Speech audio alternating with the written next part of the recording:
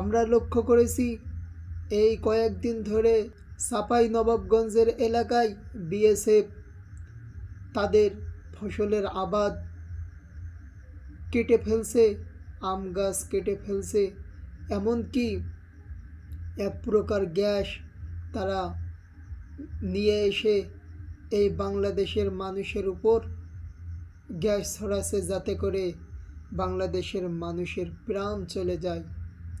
আন্তর্জাতিক পর্যায় থেকে নিষিদ্ধ যেন এই সমস্ত অনিষিদ্ধ গ্যাস ব্যবহার না করে।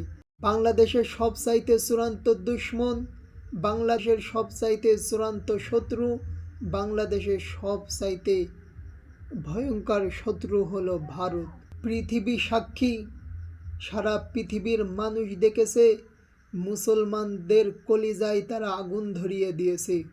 সারা পৃথিবী দেখেছে মুসলমানদের শত শত বছরের ঐতিহ্য বাবরি মসজিদকে তারা হামলা করেছে, বাবরি মসজিদকে তারা ভেঙে রাম মন্দির বানিয়েছে।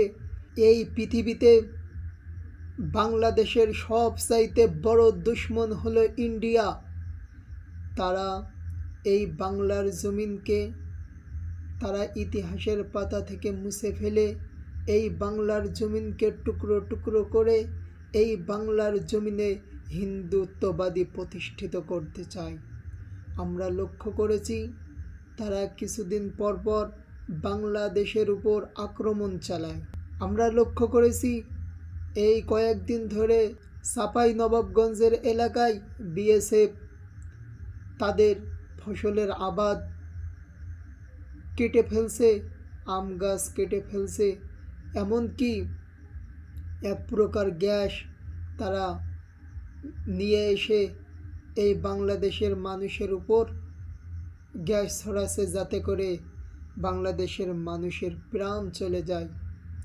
আন্তর্জাতিক পর্যায় থেকে নিষিদ্ধ যেন এই সমস্ত অনিষিদ্ধ গ্যাস ব্যবহার না করে, কিন্তু ইন্ডিয়া তারা তাদের মতো করে এই বাংলার জমিনে এসে তারা মুসলমানদের উপর, বাংলাদেশের মানুষের উপর আক্রমণ চালাচ্ছে।